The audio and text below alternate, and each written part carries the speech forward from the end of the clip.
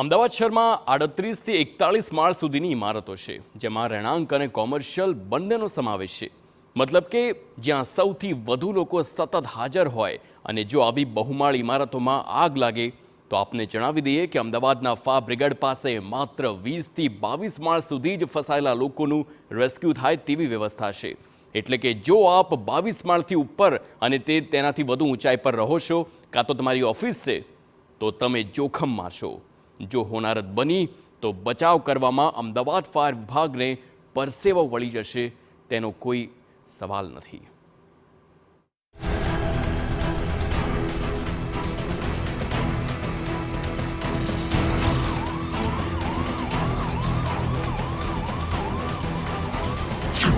અમદાવાદ આગની ઘટના માટે છે સુરક્ષિત? બહુમાળી ઇમારતોમાંથી રેસ્ક્યુ છે શક્ય? શું અમદાવાદીઓ આગમાંથી બચી શકશે? રાજ્યનું આર્થિક પાટનગર એટલે અમદાવાદ. અહીં રાજ્યભરના લોકો ધંધા રોજગાર માટે વસે છે. મોટા ઉદ્યોગો પણ છે અને મોટી મુસીબતો પણ છે.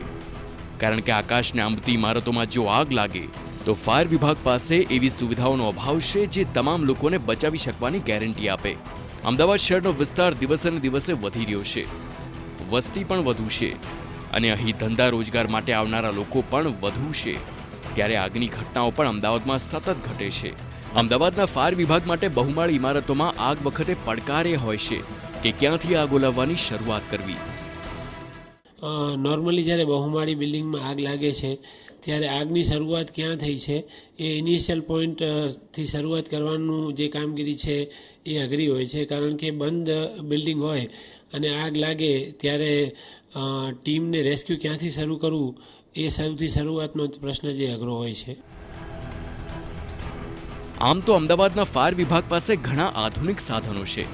81 મીટરની ઊંચાઈ સુધી જઈ શકે તેવું હાઇડ્રોલિક ક્રેન છે. 20 થી 22 માળ સુધીની ઇમારતોમાં સરળતાથી બચાવ કરી શકાય તેવી વ્યવસ્થા છે.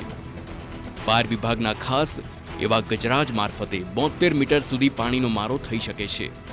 તો હાઇડ્રોલિક પ્લેટફોર્મથી 15 મિનિટમાં એક સાથે 4 વ્યક્તિને બચાવી શકાય છે. પરંતુ મુશ્કેલી એ છે કે 30 થી 35 માળ ઊંચી ઇમારતોમાં બચાવ કામગીરી પડકાર છે. અમદાવાદના કુલ 21 ફાયર સ્ટેશનમાંથી 18 સ્ટેશન તો સતત કાર્યરત છે અને બાકીના 3 દિવસના 8 કલાક કામગીરીમાં જોયા છે. વળી ગોતા અને ચાંદલોડિયા વિસ્તારમાં નવા 2 ફાયર સ્ટેશન પણ તૈયાર થઈ રહ્યા છે. અપેક્ષા આવી છે કે આવનારા 6 મહિનામાં આગની ઘટનાઓમાં વધુ મદદ મળી શકે. આપણી પાસે અત્યારે 81 મીટર હાઇટનું હાઇડ્રોલિક પ્લેટફોર્મ વાળી એક વ્હીકલ અને 55 મીટર હાઇડ્રોલિકવાળા 2 વ્હીકલ અવેલેબલ છે. ઉપરાંત આપણે રિસેન્ટલી 104 મીટર હાઇડ્રોલિક વ્હીકલ માટે એક અત્યારે આપણે ઓર્ડર કરેલ છે જે આગામી 8 થી 12 માસમાં આપણને મળવા જઈ રહેલ છે.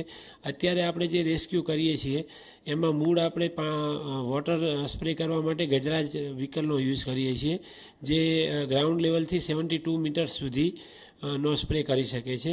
ઉપરાંત એનાથી પણ હાઇટ જોઈતી હોય તો એ હાઇડ્રોલિક સાથે આપણે ઉપર સ્પ્રે કરી શકીએ છીએ. 20 માળ સુધી હોય તો આપણે ગજરાજથી સીધા સ્પ્રેથી પણ કામ કરી શકીએ છીએ.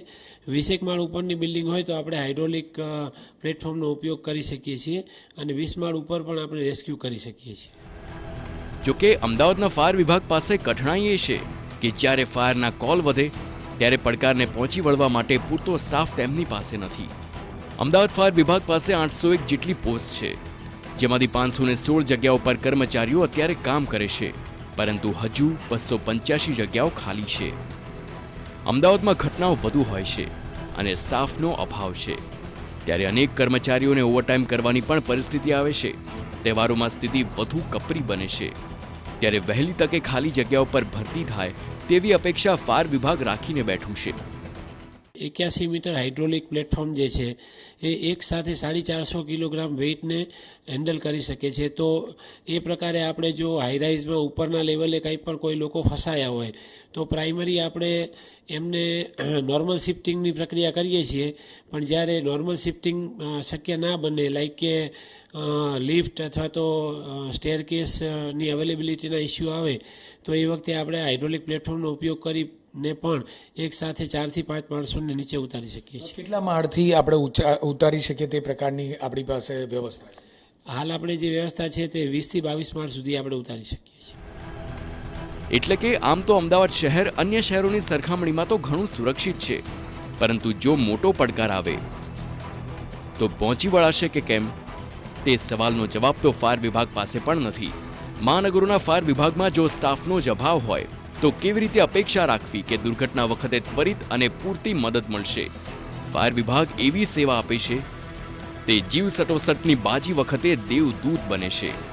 આશા રાખીએ કે અમદાવાદીઓના જીવની ચિંતા કરી અમદાવાદના ફાયર વિભાગમાં ત્વરિત બાકી સ્ટાફની ભરતી થશે અને બહુમાળી ઇમારતોમાંથી બચાવ પણ થઈ શકે તેવી વ્યવસ્થા ગોઠવાશે. જિગ્નેશ પટેલ, TV9, અમદાવાદ.